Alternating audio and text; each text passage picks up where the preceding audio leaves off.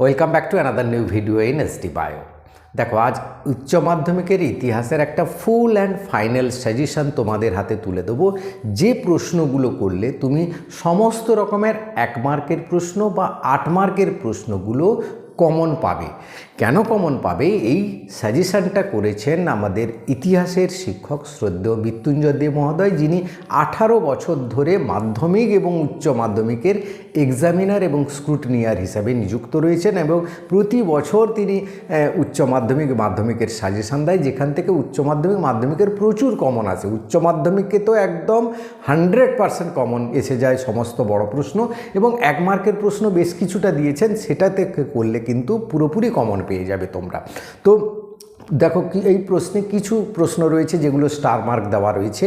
সেই স্টার মার্কের প্রশ্নগুলো তোমরা খুব ভালো করে করবে, একটা ভালো নোটস তৈরি করবে ইতিহাসের শিক্ষক থেকে, বা তোমরা নিজেরা বই থেকে বা সহায়িকা বই থেকে ভালো নোটস করে তৈরি করতে বলেছেন তিনি, এবং যাতে তুমি 100% নাম্বার পাও, 8-এ 8 পেয়ে যাও, দিলে তোমার নাম্বারটা ক্যারি করতে 90% পেতে সুবিধে হবে। তো চলো পুরো প্রশ্নগুলো দেখে নাও, খাতা পেন বার করো, প্রত্যেকটা প্রশ্ন বলবো আমি, তুলে নেবে ঝটঝট করে। ভিডিওটা শেষ পর্যন্ত দেখো, ভালো লাগলে লাইক করে বন্ধুদের শেয়ার করে দিও, আর চ্যানেলে নতুন হলে চ্যানেলটা সাবস্ক্রাইব করে দিও। তো চলো আমরা প্রশ্নগুলো সমস্ত দেখে নিই। তো প্রথমে আমি তোমাদের 8 মার্কের প্রশ্নগুলো বলবো, তারপর 1 মার্কের প্রশ্নগুলো বলবো।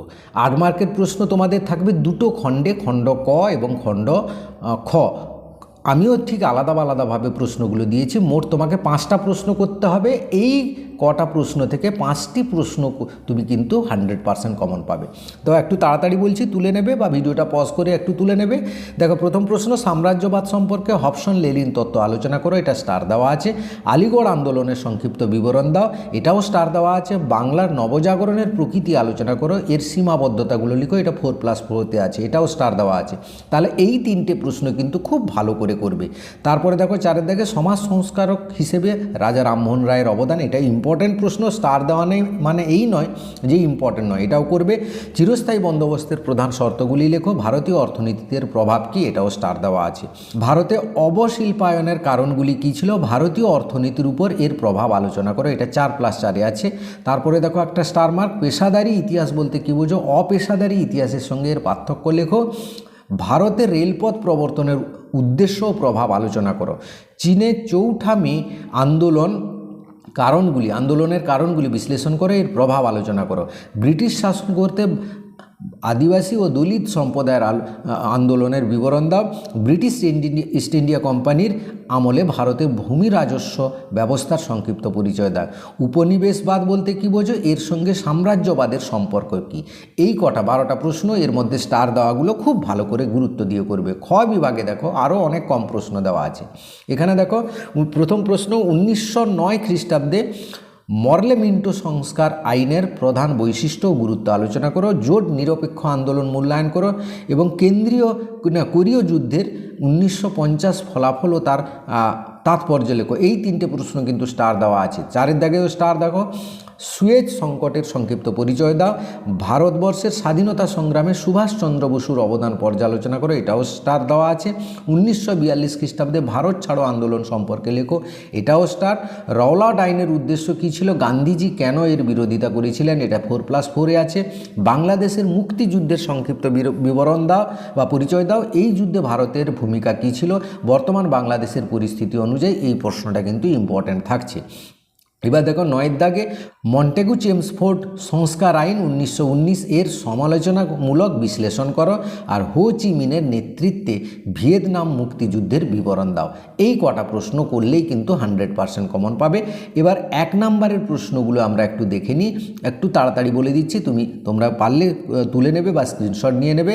দেখো, ভারতের কোথায় কোথায় পর্তুগিজ বাণিজ্য কুঠি গড়ে উঠেছিল, সাম্রাজ্যবাদ কি, শ্বেতাঙ্গদের বোঝা বলতে কি, কত সালে আমেরিকা যুক্তরাষ্ট্র গঠিত হয়, ভাস্কো দা গামা কবে ভারতে আসেন, মশলা দ্বীপপুঞ্জ কোন দেশকে বলা হয়, বর্ণ বৈষম্য নীতি কোন দেশকে বলবৎ হয়, লগ্নি পুঁজি কি, আর প্যারালাল মিথস গ্রন্থের লেখককে, 71-এর ডায়েরি কার লেখা, আলীনগরের সন্ধি কত খ্রিস্টাব্দে কার মধ্যে হয়, পলাশির লুণ্ঠন কি, কর্নওয়ালিস কোড কি, সূর্যাস্ত আইন কি, কাউতাউ প্রথা কি, ক্যান্টন বাণিজ্য কি? দেখো আমার কোথাও উচ্চারণে অসুবিধে হতে পারে, আমার সাবজেক্ট নয়, তো তোমরা একটু মানিয়ে নেবে। দেখো রেগুলেটিং অ্যাক্ট কবে পাস হয়? বক্সারের যুদ্ধ কবে কাদের মধ্যে হয়? গ্যারেন্টি প্রথা কি? উডের ডেসপ্যাচ কি? চার্লস উড কে ছিলেন? নব্যবঙ্গ নামে কারা পরিচিত? শ্রীরামপুর ত্রয়ী কারা? চুইয়ে পড়া নীতি কি? পাশ্চাত্যবাদী কারা ছিলেন? কলকাতা বিশ্ববিদ্যালয়ের প্রথম উপাচার্য কে ছিলেন? আর্য সমাজের প্রতিষ্ঠাতা কে? ভাইকম সত্যাগ্রহ কে শুরু করেন? টাইপিং বিদ্রোহ কবে কেন হয়? চুক্তিবদ্ধ শ্রমিক কাদের বলা হয়? সিমলা দৌত্য কি? মাহার্ত মার্চ কি? সত্যবিলোপ নীতি কে প্রবর্তন করেন? সাম্প্রদায়িক বাঁটোয়ারা কে ঘোষণা করেন এবং কবে? লখনৌ চুক্তি কবে ও কাদের মধ্যে হয়েছিল? মিরাট ষড়যন্ত্র মামলা কি? কতজন অভিযুক্ত ছিল বা কতজন শ্রমিক এখানে অভিযুক্ত হয়েছিল? কোন জাহাজে নৌবিদ্রোহ শুরু হয়? মাউন্ট ব্যাটেন প্রস্তাব কবে ঘোষিত হয়? দেখো এই প্রশ্নগুলো শুধু এমসিকিউর মানে এসএকিউর জন্য নয়, এমসিকিউর জন্যও ইম্পর্ট্যান্ট। কিন্তু ক্যাবিনেট মিশনের 3 জন সদস্যের নাম। আর লিলিতগো প্রস্তাব কবে ঘোষিত হয়? সি আর ফর্মুলা কি?